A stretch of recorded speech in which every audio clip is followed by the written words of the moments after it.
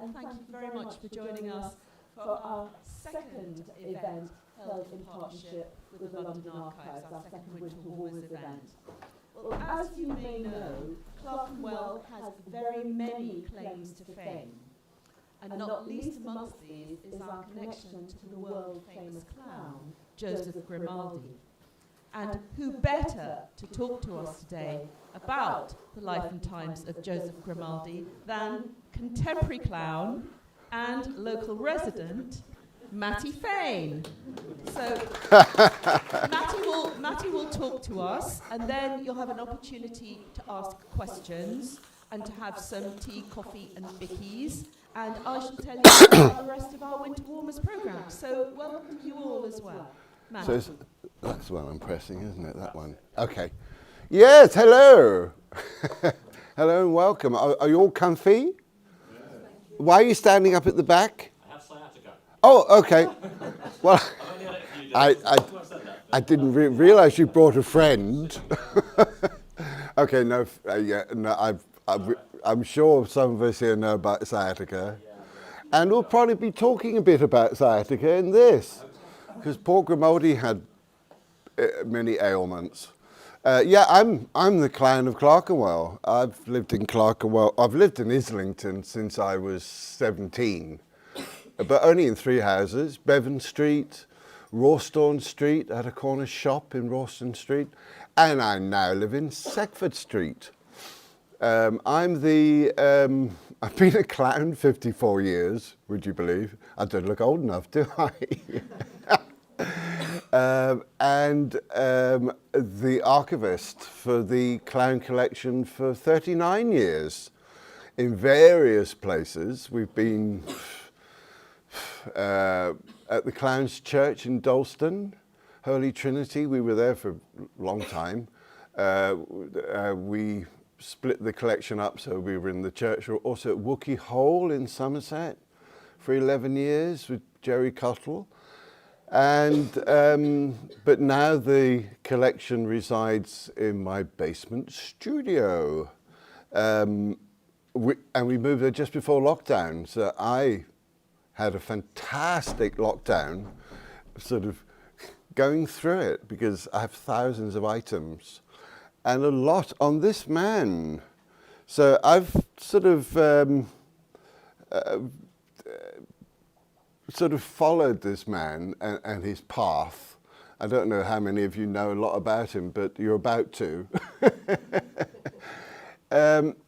Here you see him as a man without makeup in 1817. So he's 41 at this point. So he's very much in his prime.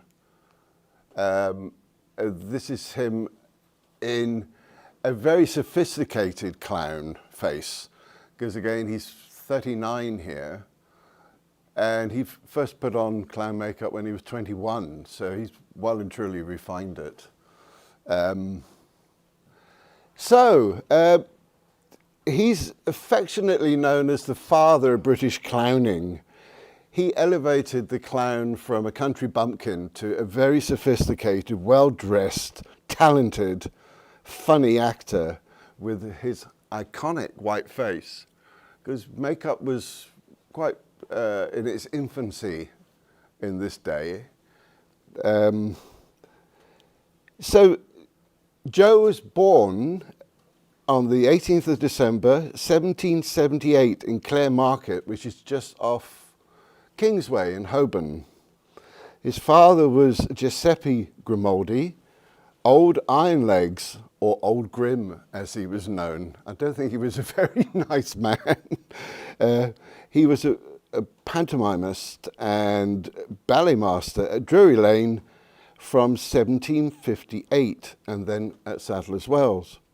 His mother, Rebecca Booker, a dancer and Giuseppe's assistant.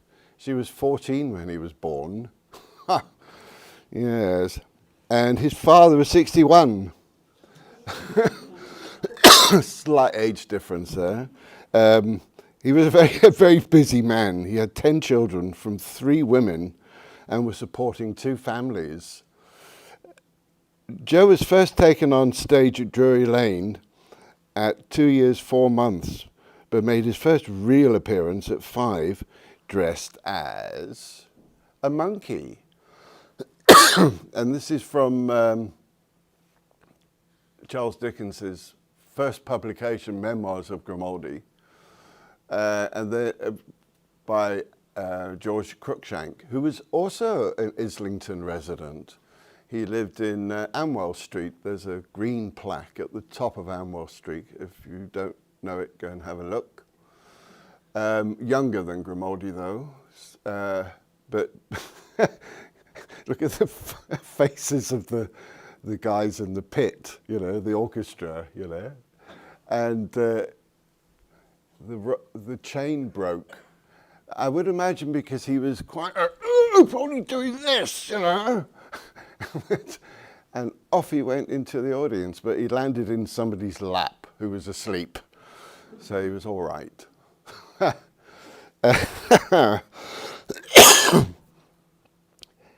Grimaldi's father dies in 1787 when Joe is just 9, plunging the family into debt. They have to move 3 or 4 times, but end up living in Penton Place, Islington. And Grimaldi all this time was a child star, and probably had to be, because he ended up supporting the family because Dad had just died.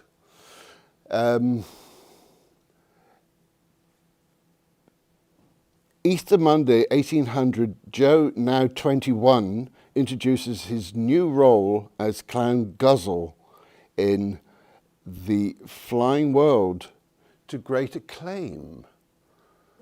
So this is the first time you really see him as clown in 1800, age 21. In October 1800, he marries Mary Hughes, a dancer, and the daughter of the manager of Sadler's Wells Theatre. Sadly, she dies in childbirth at 25 and is buried in St. James's Churchyard, which is just at the end of Seckford Street, off Clerkenwell Green.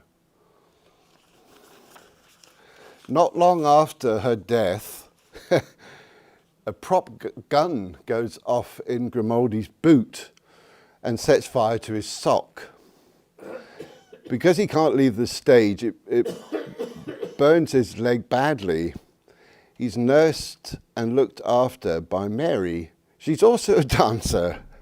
They fall in love and marry in November 1802, followed the following year by their son, who's known as J.S. Grimaldi. October 1806, Joe debuts at Covent Garden as Orson in Valentine and Awesome. He's now 27. And in November that year, he shot to fame as Clown. Now, you might recognize this pose because it's the pose that's on this, which is our processional banner, which we use every year at the Clown service, which was 2 weeks ago at All Saints Church in Haggerston. And I processed that from the church hall, and we had a procession with the vicar and candles. I had the whole, the whole works, and that stood beside the altar for the entire service. Interesting, what's written on here is a play on words, because it says, "Sir, I'll just trouble you with a line." He's talking about poetry, but in his pocket he's got a hangman's noose. So it's a play on words, you know. It's like, ta-da, which must have been really funny then. Not quite so funny now, but I'm sure they all had a good laugh about that. Yes. So he came to fame in this costume in Mother Goose, pantomime Mother Goose. which was at Covent Garden Theatre, and it ran for 4 months. Oh, yes, it did. Oh, no, it didn't. Yes, it did. Yes, despite his comedic brilliance, offstage he was a quiet, studious man and suffering from bouts of depression. He used to say, "I make you laugh all night, but I'm grim all day," which is sad in a way. And there's a lovely story. He once went to see a doctor about his depression incognito, which I think is near Victoria somewhere. And the doctor said, "Well, if you want to get out of your depression fast, do what I did last night. I went to see Grimaldi at Sadler's Wells. He was so funny, I fell off my chair." And Joe said, "I am Grimaldi." Sad, isn't it? It's the yin and yang of performances or actors, you know. Their on-stage persona and their off-stage persona are sometimes very different. I'm not. I'm happy and funny all the time. It's important in life, isn't it? I think being a clown for 54 years has taught me so much about living, really, and how, because it's a tough business being a clown, you know. It's and I used to do all my work on a scooter, so I was all around London on my little scooter with my suit in the back. Yes. Something really sad happens in 1808. Not to Grimaldi, but Drury Lane Theatre burns down. And the present theatre opens 4 years later. Did you know it's the oldest theatre site in London? There have been 4 theatres on that site since 1663. Yeah. Anyway, between 1806 and 1820, Joe never stopped working, sometimes 2 theatres on the same night. He worked so hard his physical health deteriorated.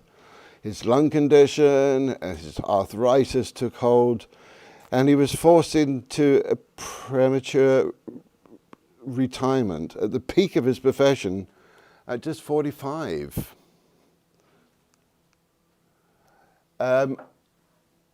We'll go back slightly. When Joe was in Mother Goose, he became very very popular. 3/4 of London had been to see the show in those 4 months it was on. And of course they produced little statues like this and other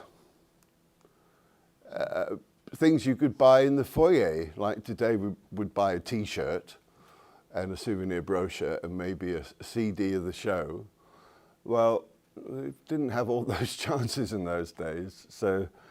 And he was very inventive, always making props. What we now know as pantomime is very much down to Grimaldi, because he used to help write them, write songs for them, and was very inventive. And because people didn't read newspapers, he would bring on stage events that were happening in politics. And this is a typical invention you see before you.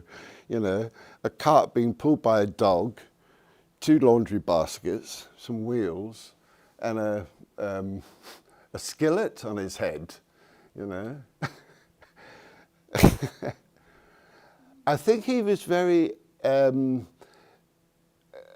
he crossed the footlights. He was able to talk directly to his audience, which I think made it very appealing. There's another shot or another thing from our archive. Again, very inventive.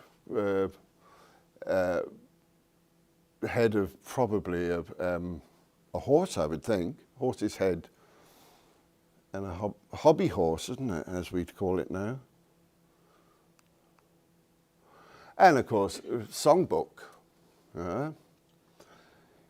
Joe on his high steed Hunter, at Epping Hunt.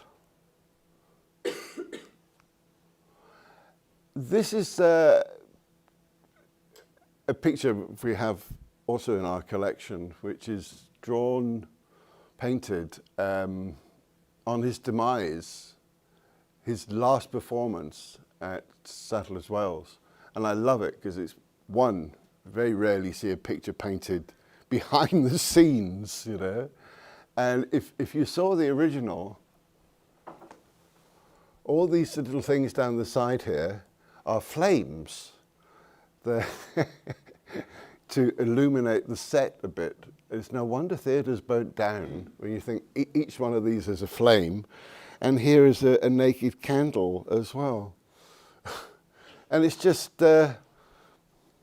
it's really, it's quite a sad picture, really. You know, that was the end of his career in this costume as clown.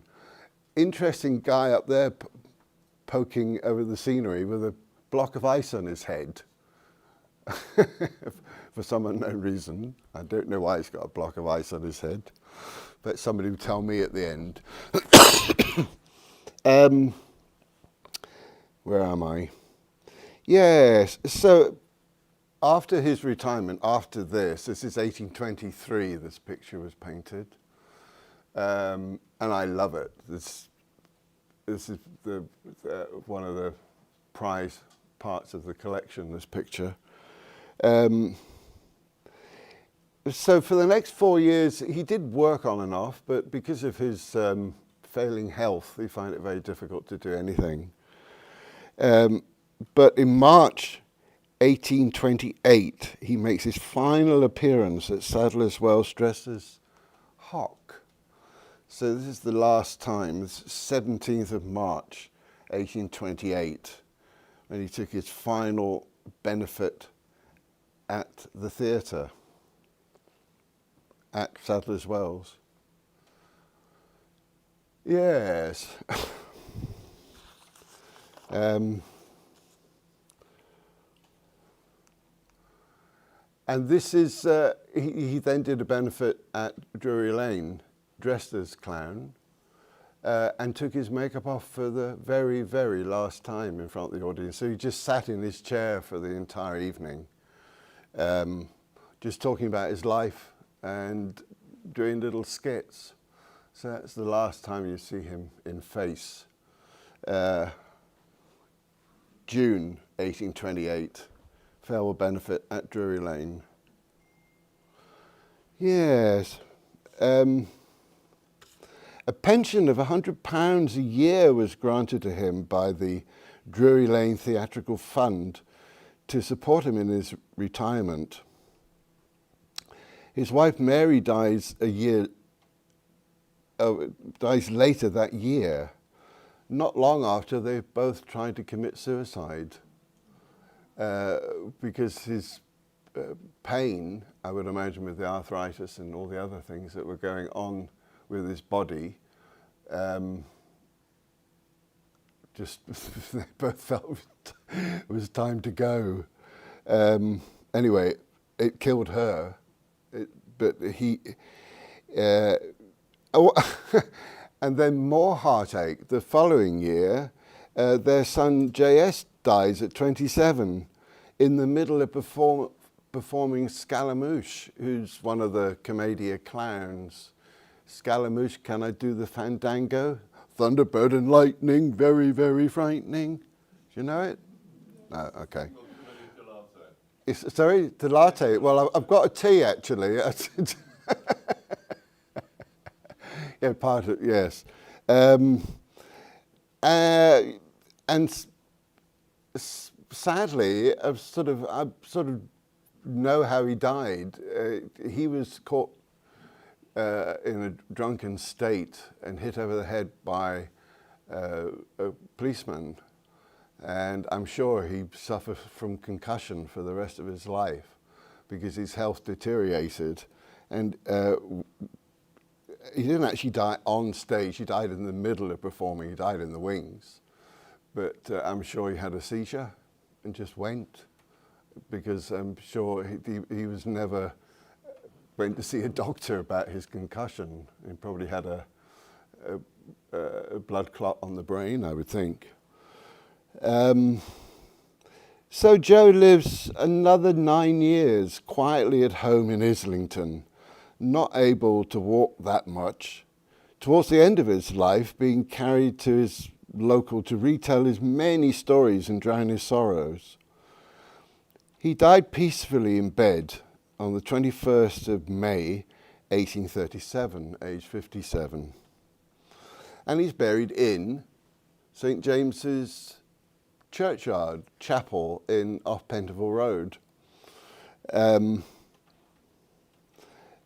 I don't know if you've been to his graveside, but it's a memorial grave. He's not underneath it.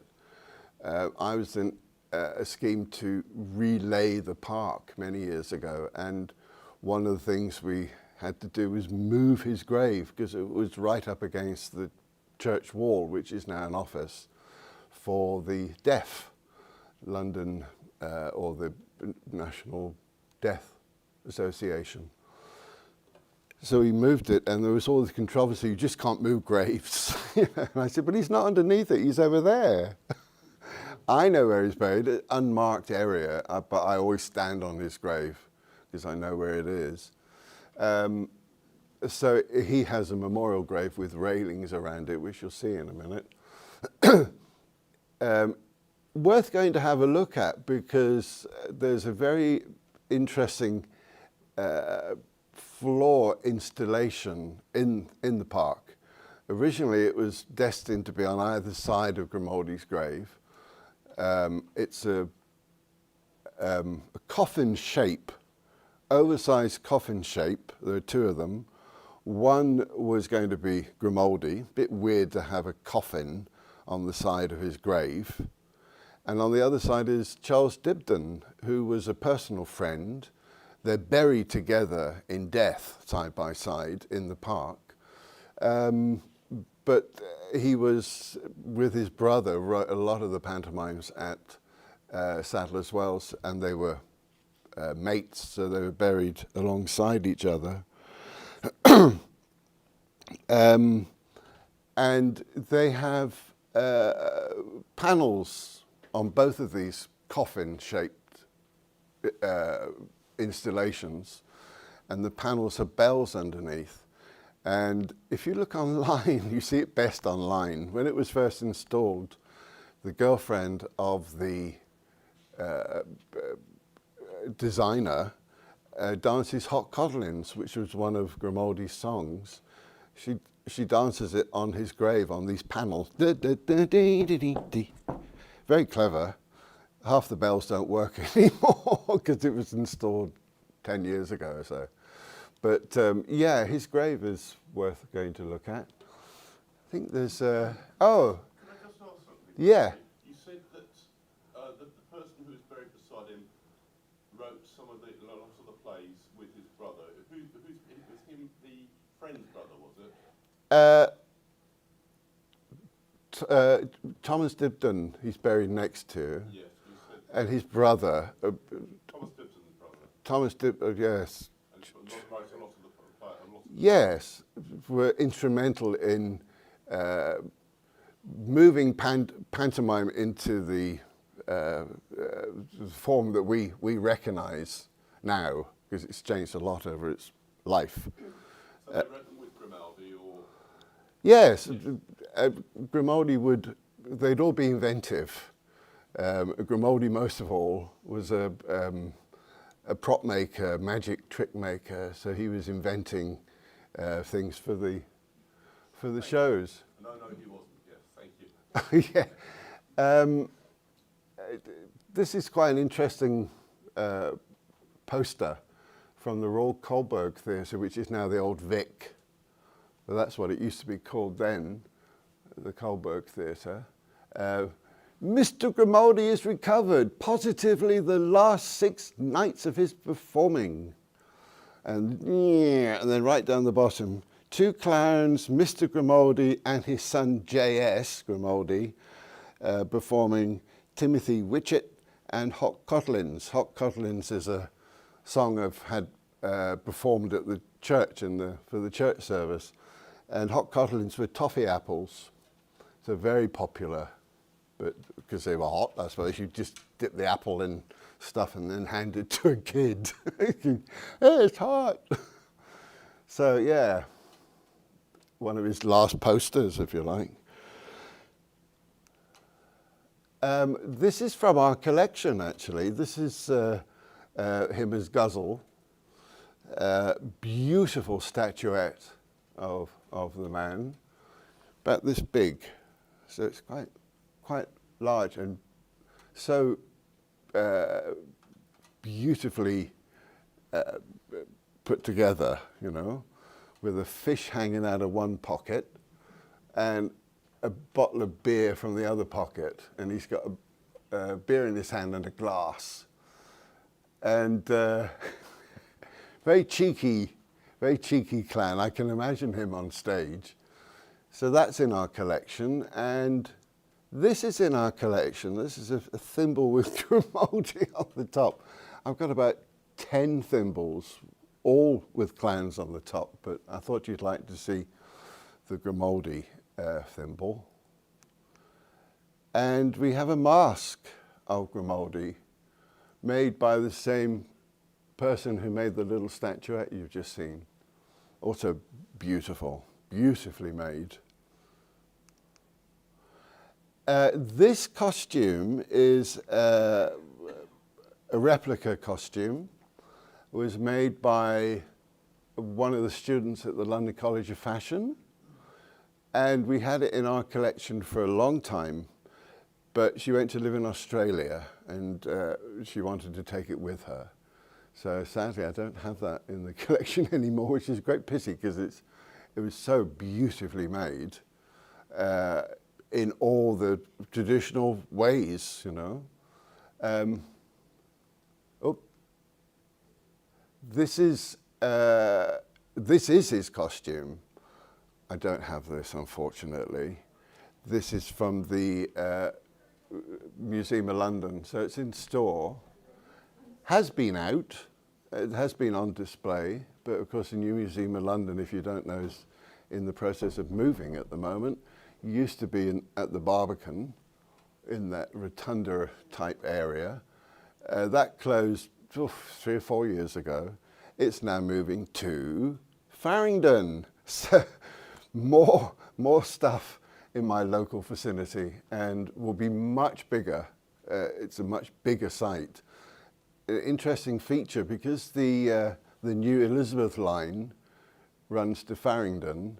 It's very low down, 6 floors below ground. They're building a restaurant in the new museum with the Elizabeth line out the window.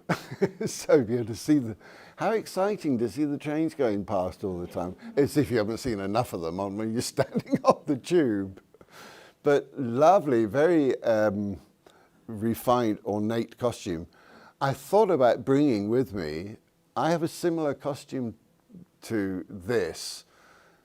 That style of clown costume stayed in popularity for about 80 years, and the costume I have is 1880, and supposedly owned by Lupino Lane. Anybody know that name? But he was again a pantomimist at Sadler's Wells and Hoxton Theatre. Very similar. Interestingly, the costume I have is covered in sequins. And guess what they're made from? They're made from mica. It's a stone, basically, but it's very flaky. It's a very flaky stone, and it shines, and all cut into circles, and it's covered in them. Most of them have come off because it's stone, but some of them exist. And I was looking at it the other day thinking, oh, this needs a wash. It's never ever been washed. And it's obviously worn by a man because it's got urine stains on it. And I was thinking, I need to wash this very, very carefully. In fact, I should talk to We should talk to where we are, the London Metropolitan Archive. They will know exactly how to clean it. Anyway, so that's his costume. This I have in the collection too, is a Pollock's toy theatre with Grimaldi. He was also as I'm saying, he's the person that sort of changed pantomime into the way we know it. He was also the first pantomime dame, so that started a whole tradition that every pantomime has continued with, and he's sitting opposite another clown there, but I thought you'd like to see that from our collection. We had a picture when we were at the Clown's Church, which is in Dalston. It's not the church we hold the service in. This church no longer operates as a church, it's more a community centre. We had a picture of Grimaldi, just a small picture. It was stolen from the Grimaldi corner. And my father painted this for me as a replacement, which is fantastic because it's now a big picture this size. 1987 he painted that, not long before he died. This is Stan Bolt painting Grimaldi. 1955 this is. There, it's 1955, says it on it. Stan Bolt has an interesting history for us in that he started painting clowns' faces on eggs, real eggs at that point. I have 24 of these eggs in our egg collection. And he was instrumental in starting the first church service and was around and started Clowns International, which is the organisation behind clowning. I run the collection under Clowns Gallery and Archive, and that's a charity set up separately to run the collection. But he died in '66, and in his lifetime, he painted over 300 eggs. And there have been some two books brought out on the egg collection, one by Sam Taylor Johnson, the woman who directed 50 Shades of Grey. She's done a hardback copy of the egg collection, and recently, about 8 years ago, there's a A5 book which is far more documented. The provenance of each egg is on one page and the photo of the egg is on the other page. But but they're so delicate because they're eggs, and they're what I call post-war eggs, so they're quite small and very thin, because I don't think the chickens were fed on much in those days. And there's this is not the egg that you saw Stan Bolt painting, but this is an egg contemporary to now of Grimaldi and the features on his face. And here we have the Grimaldi Corner, which is in the Clown's Church, Holy Trinity in Dalston, with the banner in its rightful place. And this is a beautiful Grimaldi window made in Clerkenwell, at the Clerkenwell workshop. About 1975, this banner is 1975 as well, so this is 50 years old now. Along with the window, they were stored more or less about the same time. I miss this corner a lot because it was our spiritual home.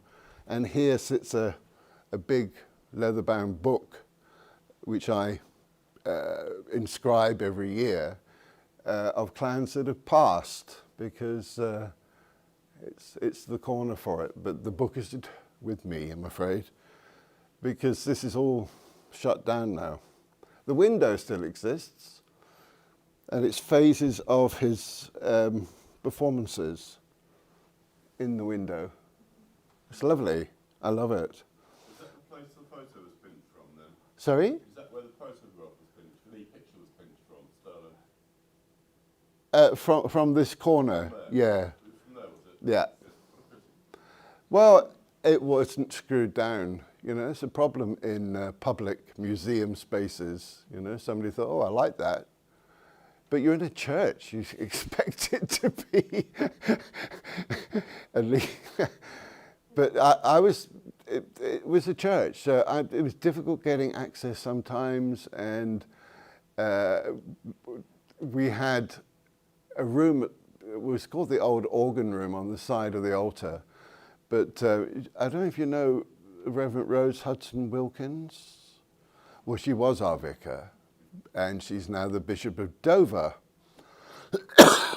I remember her standing at the top of the steps going down to the basement, not a crypt, it's the boiler house. And she said, I don't know what's down there, but whatever's down there, you can use. But it was damp, and I'm afraid not the place to house stuff long term, you know. So the church is now a community centre? Yes. The parishes joined up, and there's only one vicar and only one organist. So all the parishioners go to All Saints now, which is, for our purposes, we, in 2001, the BBC filmed Songs of Praise from our church, and they brought in the lights and the sound and an orchestra. We had an orchestra of 8 people in front of the altar, and it was fabulous. Worth finding online because it's a wonderful event. And the service last Sunday week was also televised by the BBC. And make a note, it's due for broadcast on the 2nd of March, 1 o'clock, BBC One in the afternoon. It no longer has the God slot at 7 o'clock for the hour. It's a shorter program. It's more a magazine program now. But I'm interviewed in front of this in the basement with the presenter of the program, who is the Reverend Kate Butley, if you know that name. She has a slot on Radio 2 on a Sunday morning till 9. So that's the Grimaldi window. Oh, and this is the Grimaldi banner in use last year. This is, and that's me. And we have a short procession from the church hall into the church with the banner. And I've got this here, which you can look at later, which is the Order of Service. That's better, Order of Service.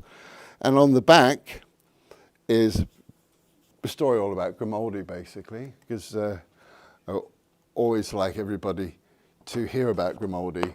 And this year in the service, I talked about him. I thought it's time we actually spoke about the guy who, one, his name is on the Order of Service, and also we have this fantastic banner here. Yes, so Grimaldi, Charles Dickens, the year after Grimaldi's death, compiles his diaries, really. In the last years of Grimaldi's life, he wrote his memoirs, which Charles Dickens was able to put into book form. And I just happen to have with me an original copy by Dickens. It came from Tottenham Public Library, but that's another an old book from Tottenham Public Library. And there's the famous picture that we were just talking about earlier. And there's another nice one in here of him as a child star sort of parading around Clerkenwell, because he was very much a clown of this area. He lived for 10 years in Exmouth Market while he was working at Sadler's Wells. When Spa Fields, right outside the door where we are, was a huge cemetery, a very ramshackle cemetery with what was known as the Bone House in the centre, which had very dubious practices, and quite often they'd burn coffins and bodies there. And the residents around here made a petition to Parliament saying that of the stink. And Grimaldi would have been living here at that point, because when you come out of this building later, if you look across the road, you have the park. And if you look into the middle distance, you can see the back of Grimaldi's house, which is like, wow, you know. And there were pubs, and he was well known in this area, and, you know, would be doing two different theatres on the same night. So he'd be at Sadler's Wells and Drury Lane, and he had also in the book, there's a picture of him in a coach going from one to t'other, in face, looking out of the window. And one day, the coach didn't turn up, and he had to run from Sadler's Wells down to Drury Lane, which is quite a long way actually, but he was surrounded by all his fans, all his following, you know. Yes. So, did anybody come to the service this year here? No? Well, make a date in your diary for next year. It's on the 1st of February, next year, Sunday the 1st of February. I can give you the details in detail later, but it's also our 80th. So the first Grimaldi service was held around his grave in 1946, just after the war. So it was it was a real Thanksgiving service at that point for surviving the war. And just to give praise, it's interestingly held in February because it was between the two seasons of circus. So clowns were preparing for their, for Easter would be the opening of a circus, would be Easter weekend. Yeah, so it's I've lost my track now. Talking so much here today. Some interesting quotes from Grimaldi, and one of them is the last words in this book from Grimaldi, and I'll read it to you. It says, "Life's a game we are bound to play. The wise enjoy it. Fools grow sick of it. Losers we find have the stakes to pay, that winners may laugh, for that's the trick of it." Laughing at life is very important. Nice quote here from Grimaldi also. "It's all in my way, you know. I play the fool to show others the absurdity of it." And there's a nice quote from Charles Dickens as well. "The clown left the stage with Grimaldi, although often heard of, has never been seen again." Yeah, it's a sad thing in life that your craft debilitates you, you know. And I'm sure he had many injuries, but when you think backstage was lit by candles, and it's dark anyway backstage, anyone who's worked in a theatre, it's always dark in the wings, you know. And the last little story is that he's a ghost. He's a ghost at Drury Lane Theatre, and it's been documented that he's been helped on young female girls auditioning are helped on stage with a nice comforting arm to give them support in their audition. And it's a lot of girls have come off stage saying, somebody help me through my performance, which I think is lovely. And it's meant to be Grimaldi. I think that's about it, what I had to tell you about this wonderful man. There's one last slide here. Oh, this is quite nice. This is the church last Sunday week. I added some extra lighting because I thought we've got the BBC coming, we should dress up. So I put in some lighting, and we have again a Grimaldi backdrop, which was painted a long time ago, back in the 50s. That was painted, and we had this girl, lovely Buttons from New York. She came over to perform in the show afterwards. And but you must come next year. Promise me that. It's our 80th, and I'm the producer of this event. I have just given the go-ahead for, and keep it to yourself, I'm having a brass band. Well, that's going to be interesting in the church, isn't it? Brass band and an organ. And after the show, or rather after the service, about 20-minute gap, I rig up this backdrop, and we have well, this year was a long show because it had some really good people. And you always say to an artist, they say, how long do you want? They say, oh, only about 8 minutes, don't do any longer. And then they're on stage and you're thinking, oh, my goodness, we're into a 2-hour show here. You know, and they've already sat through a service. Thank God there are toilets. Because it's one of the things that you never had in churches. You didn't have toilets. I mean, what do you want a toilet for? You know, they have 2 toilets actually. And the last slide is something I had made into a T-shirt. It's something I said once, and somebody said to me, oh, that's a lovely expression. You should have it made into a T-shirt. So I did. Oh, this is us around Grimaldi's grave. So this is where you see it situated now on its own. But there's the new wall.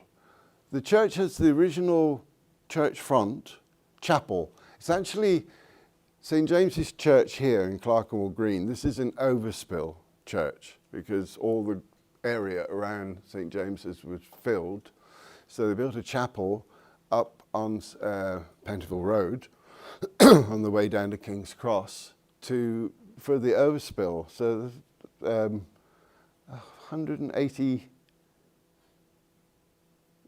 1,800 graves around this chapel, which his is one, but all the gravestones are up against the wall, apart from Grimaldi's. And here's a plaque telling you all about what he did. So you mentioned someone dancing on the plaque. Yes. I don't understand that. Could you explain a bit more? Well, what happened, these 2 oversized coffin-shaped installations were destined to be there and there, right? But because it's a graveyard, all sorts of regulations and procedures had to be gone through, and the plans were afoot to put one there and one there, and then everybody on the council started saying, oh, not a good idea. We don't want people dancing on his grave, by his grave. So it's on the other side of this same park. It's like over there. It's over there. And they're just 2 floor installations in the park. But they still work. You still get a few bells during. Remember, there are 2 of them. So there are lots of bells.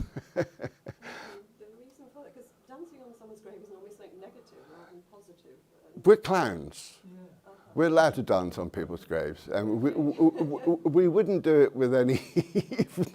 We'd do it nicely, like nice dancing, you know. Yes, it's a saying, isn't it? But have a look online is the best. Just type in Dancing on Grimaldi's Grave. There's also, when you've got that in, there's meant to be a ghost. This has been a place of pilgrimage for centuries. I mean, he died 188 years ago, and I find stones and things draped up here where people have come and to lay their offering, if you like, to the great man. So good on you, Mr. Grimaldi, and I'm very pleased to have given him a good airing today, because it's a part of history, and certainly of this area, that we tend to forget about. Thank you. Oh, the T-shirt. Yeah, that's the T-shirt. Old clowns never die, they just go Grimaldi. So can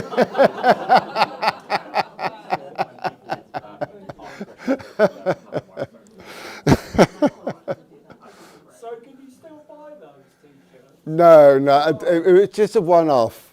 I could make you one. I've got this format, so you could have it laid onto a T-shirt if you really want one. But also, I was going to ask, is his house still standing there? Well, he lived in 2 or 3 houses, but the house that he died in doesn't exist anymore. It was just off the Caledonian Road. Right. I forgot. Have I heard about a plaque somewhere to him? Yeah, there's a plaque there's a plaque there in the 10 years that he lived there, and it says 1818 to 1828 he lived in Exmouth Market. But he lived in quite a few houses, and certainly when he was a youth. His father died when he was 9, and his mother had to move 3 times before they ended up in Islington, in Penton Place, not Peyton Place. That was a TV series, wasn't it? Yes. So there you have it. Thank you very much to Mattie. We're going to give him a big round of applause, and then if you'd like to ask questions, just put your hand up and someone will bring a mic so that people online can actually hear the questions as well. Thank you. And then after questions, if you'd like, we're going to have, as I say, tea, coffee, bickies for you. And if you can't stay for that, then please do fill in an evaluation form before you leave. Thank you. I've just got one other thing to show you, actually. You saw it come up in picture form in the exhibition, or in the slideshow, but I thought I'd bring it along so you could see it. This is the statue. And this came in 2 sizes. This is the larger size, and I've got a smaller one as well. So these would have been sold in the foyer of Sadler's Wells Theatre, or probably in lots of shops around the area. You know how you go up the back street of Sadler's Wells there, there's lots of little shops. They were all there when Grimaldi was alive.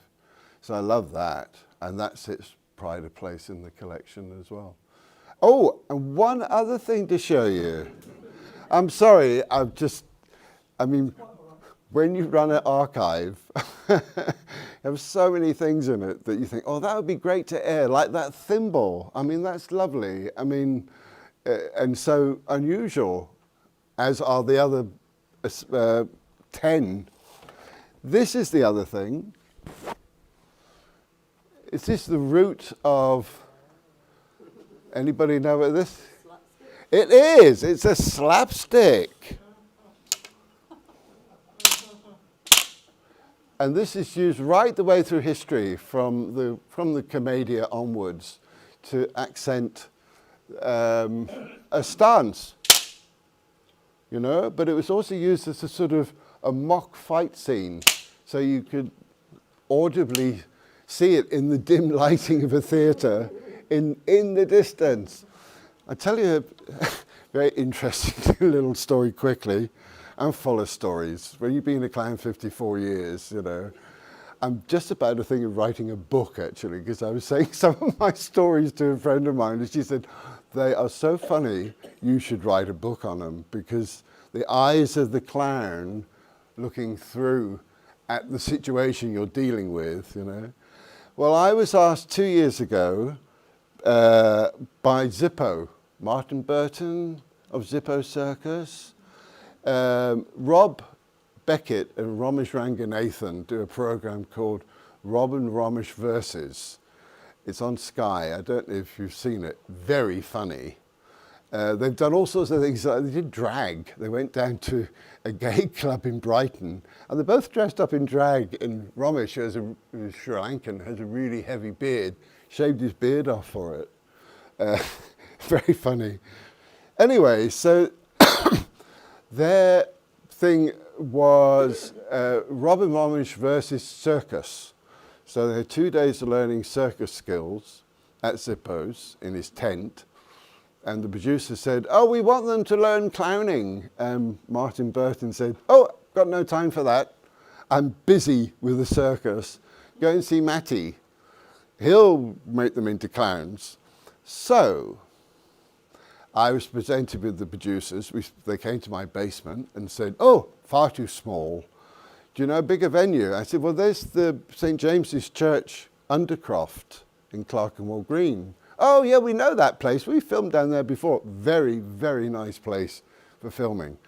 So we filmed a whole, I think it's 12 minutes of the show, which is a long time, airtime. And I've got 2 of these. This is an original, about 1850, I would think. And the other one I made, because they're quite often used as a sort of mock fight. I gave them both to Rob and Ramesh, who had been told by the producers what was about to happen. And the producers must have said, oh, just go mad with them. Just go mad with them. And you see the look on my face as a clown. I'm thinking, my God, that's an antique. What you doing with it? And they ran around, bashing each other with these, you know. And when they came back, Rob Beckett pulls down his trousers, shows his bare bum to the world, because it's all on film, and says, look what you've done to my bum. Look, it's all red. You're very rough with that. And I was very lucky it didn't get smashed, because it's only thin wood. But very effective, and the whole origin of the word slapstick. Ta-da! Right, more questions. Yes? Thanks, is that working? Yeah, it's just for online, so it went out. Yeah. That was a really great talk. Thank you so much. Really enjoyed it. Sorry I didn't know about the clown service. We'll try and make it. Next year. I Next year. wanted to ask, I understand that Dickens saw Grimaldi perform Yes. when Dickens was a child, and that inspired him. And he was, of course, Dickens was a different kind of performer, but also Yeah. a great performer, and then landed up, as you say, writing, collating the memoirs. Can you tell me where and when that was, and how it was that Dickens got to go? Is that known? What, to go and see Grimaldi? Yes. Well, Dickens was 19 when he wrote Memoirs of Grimaldi. So he's very much, would have been a young boy. Yeah, yeah. But is it known where he saw him? Do you No, think? No. don't know. Probably saw him lots of times. You know, stage entertainment was, of course, the thing, because, you know, there was nowhere else to be entertained. Sadler's Wells has such an interesting history, because beer was brewed there from 1902. Because of the spring water, it was a very good place for brewing. But it became a very bad drunken place, and there was a law passed that alcohol was not served in the theatre anymore. Plus, there were no toilets in theatres then, and of course nobody sat down in the stalls. You all stood up in the stalls, and the guys used to pee down the wall. Lovely. Oh, it must have been lovely going to the theatre. That's why everybody wanted to be in the boxes and look down on the rabble, as they were, that sat in the front of the stall, stood in the front of the stalls. Any more questions? Hello, I just wanted to ask about the collection, because you said originally some of it was at one of the churches in Hackney. Yes, And then part of it was at Wookey Hall. yes, But you're saying was, or it still is? Was. And you've got it all in your base? I do. Not all of it. No, but a lot. I have the valuables in my basement. So you're going to find another home? Yes, we'd love a home in Islington. You know, would. Sorry? You can have it here if you want. Really? Yeah, I'm sure. Oh, well, there's an offer. Yes, it needs it. You know, it's not open to the public because one, it's my basement, and it's the four of us own 2 houses in Seckford Street. I'm laterally converted, so I live in one house, but my basement's in the other. So it's actually underneath somebody else's bedroom, and it was my workshop, but it's turned into a very nice place for filming, for doing documentaries. You know, the work of the archive very much is alive, and for me it's perfect, because who would not want their archive in their basement? You know, it's one thing being in a position like it was in the church, but I only went there 2 or 3 times a month, and it was always cold. You know, very very interesting. It has ceiling tiles like this, and it's got some very tall church ladders, and they poke through the ceiling, and we're having a tour of old folk, well, probably my age now. And one lovely lady came up to me and she said, "Excuse me, where do the ladders go?" And I said, "To heaven." "Oh, thank you very much." What else can you say, you know? It's true. Will the Museum of London find a place for it? Again, interesting you say that. I've had discussions with the Museum of London. It's not London-centric. The collection, you know, whenever you... And the V&A? well, that would be the ultimate place to put it, but or the definitive place to put it. They would... you know, like I'm talking about washing this clown outfit, they would wash it perfectly. It would be put in a lovely drawer, and the only time you'd ever get to see it is by making a very special appointment. You know, if you have 10 minutes to look at the drawer, right, time's up, goodbye, you know. That's true wherever, isn't it? Well, no. You can't have it on permanent display. Well, that's the problem. I mean, if you knew, years and years ago, I was, anybody remember the Theatre Museum was in Covent Garden? Well, I was asked to be one, it's got big long windows outside, all pictures of various stars. I was asked to be the star or the clown nearest the front door, doing this, gesturing to the front door. And I went for the photo call at the Theatre Museum store, which is in Olympia, next to the arch, you know, the old exhibition area.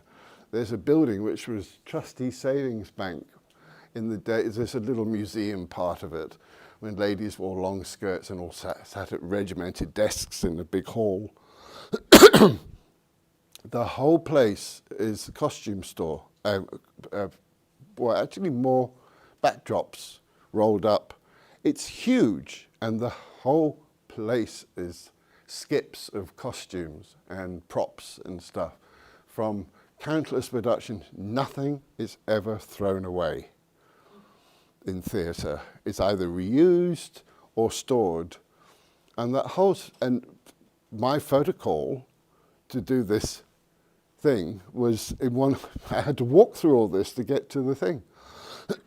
And would you believe I was superseded by some actor called Timothy West? He took my position in the window. They obviously went through the stills and thought, well, he's more famous, whatever. We'll have him up in the window. And I was never seen. But now you know the story, and it's true. I was there. You about You said he was. You said he was. Oh no. Yeah. You said he was the very first pantomime dame. Was that in Mother Goose or? No. I don't know which pantomime he played. A pantomime dame, but. You said he was instrumental. Yes, instrumental. Suet something. Was it? I think it was Dick Whittington. Uh-huh. Was he instrumental in writing the pantomimes then? Yeah, well, as people do, they sit down and, you have the person writing the music sitting. There's themes, but the stories were... Old stories that... Old stories retold, like Mother Goose was called Harlequin and Mother Goose, or the Golden Egg. That was the whole thing on the poster, had that. Well, you can imagine it fills up a lot of space, so we now call it. But we don't know how he created the pantomime dame or which No. one, but you think it might have been... Thank you. Yes, at the back. Wait, just wait for the mic. Oh, here it is. Sorry. It's this. Is he the inspiration for Frankenstein? Because the communities, when they saw him playing Cupid in crutches, called him Joe Frankenstein.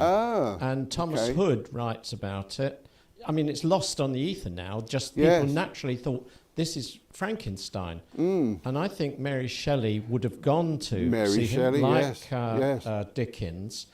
And then she writes the book. Right. And she's picked up on the Vegetable Man.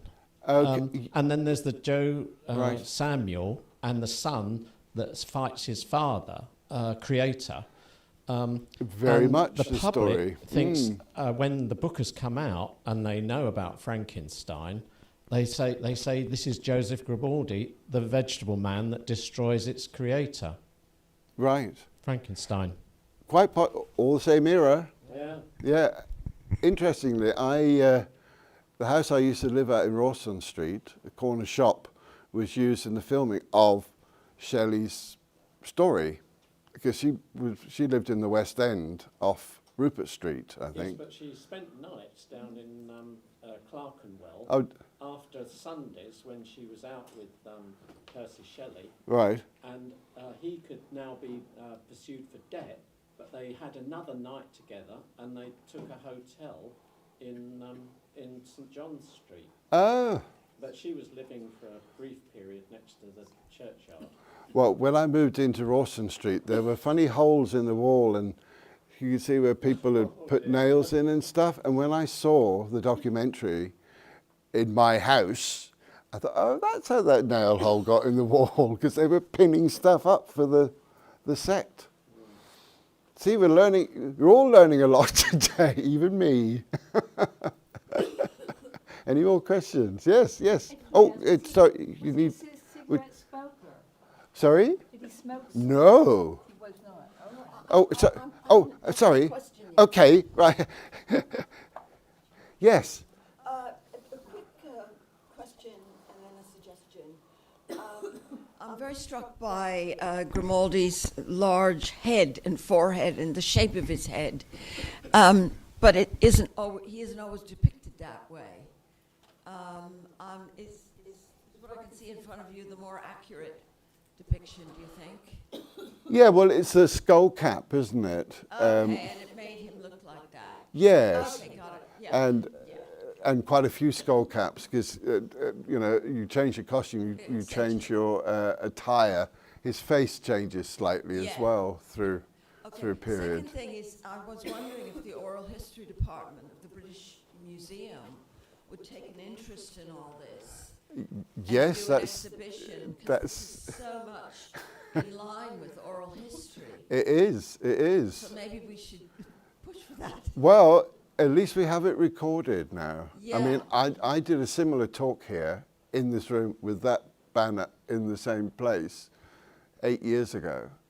But technology's come on so much more now, because now the thing is being live streamed as well, so it's recorded for prosperity, you know. Yeah, I'll talk to the Archives Library about that idea. Yes, good idea. No, I approve. And one day they'll do a history on me, probably. At 73, you know, I'm only going to last another 15 years.